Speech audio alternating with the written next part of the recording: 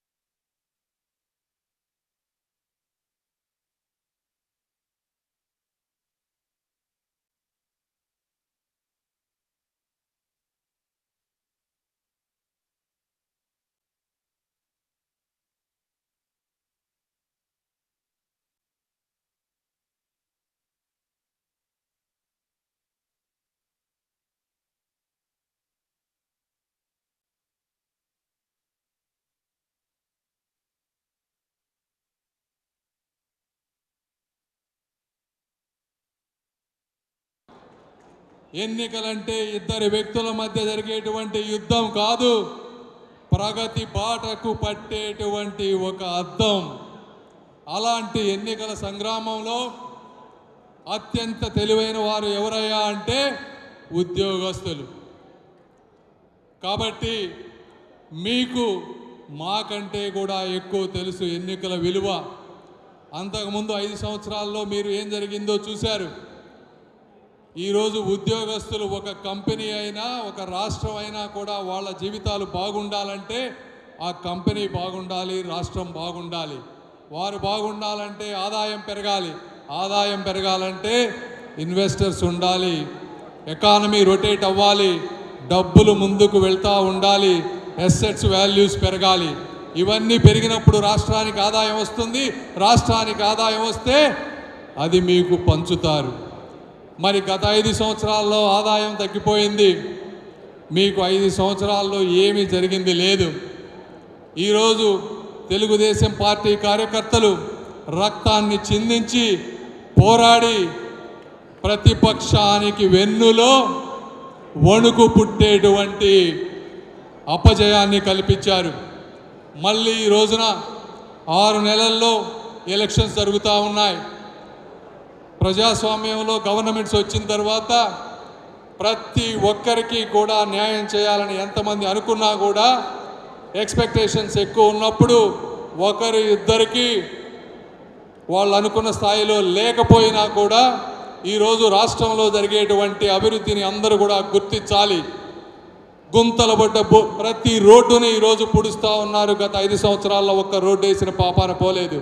అమరావతిలో ఆగిపోయిన నిర్మాణాలన్నీ ఆకాశం వైపు ఆనందోత్సాహాలతో పైకి వెళుతూ ఉన్నాయి. ఈ రోజున గత 5 సంవత్సరాల్లో ఒక్క రైల్వే ప్రాజెక్టు తెచ్చినోడు లేడు, ఒక్క బ్రిడ్జి కట్టినోడు లేడు. అవన్నీ కూడా ఈ రోజున 6 నెలల్లో ముందుకు వెళ్తూ ఉన్నాయి. అంటే ఇది ఈరోజు ఒక మహర్షి లాంటి చంద్రబాబు నాయుడు గారి తపన, ఒక డైనమిక్ లీడర్ లోకేష్ బాబు గారి విదేశ యాత్రలు, ఇవన్నీ కలిస్తే ఈ రోజున రాష్ట్రం ఈ విధంగా ముందుకు వెళ్తూ ఉంది. కాబట్టి వ్యక్తిగత ప్రయోజనాల కన్నా కూడా గ్రామాల్లో జరిగేటువంటి, పట్టణాల్లో జరిగేటువంటి, రేపు రాబోయే మీ తరాలకు జరిగేటువంటి అభివృద్ధిని గుర్తుపెట్టుకోవాలని మీ అందరి కోసం ఢిల్లీకి, గల్లీ నుంచి ఢిల్లీకి, అమరావతి నుంచి అమెరికాకి మీరు ఒక్క అడుగు వేస్తే మేము 1000 అడుగులు వేస్తూ ముందుకు తీసుకు వెళ్తామని, అదేవిధంగా ఈరోజు ఆలపాటి రాజా గారు ఉన్నారు, 5 సంవత్సరాలు నిరంతరం కాలికి బలపం కట్టుకొని ప్రతి గ్రామాన తిరిగి తెలుగుదేశం పార్టీని అఖండ మెజారిటీతో గెలిపించడానికి తెనాలి శాసనసభ్యులుగా ప్రయత్నించడానికి చేశారు. అయినప్పటికీ ఆ రోజు చంద్రబాబు నాయుడు గారు లేదు మనం కూటమి భాగస్వామ్యంలో జనసేనకి ఇది ఇస్తున్నామంటే ఒక్క మాట కూడా మాట్లాడకుండా బాధని కంఠంలో దాచుకొని అహర్నిశలు కృషి చేసి ఆయన ఏ విధంగా తెనాలిలో చరిత్రలో లేని విధంగా 55,000 మెజారిటీతో ఆ రోజున మమ్మల్ని గెలిపించారు.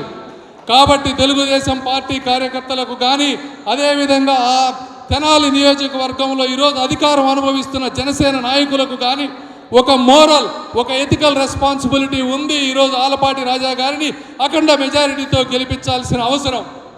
కాబట్టి ఉద్యోగస్తులందరికీ మీరు జరిగే ప్రగతిని గుర్తుపెట్టుకొని మీ అండదండలు అందిస్తారని మీ నమ్మకాన్ని ఆలపాటి రాజా గారు ఒక బలమైన నాయకులు.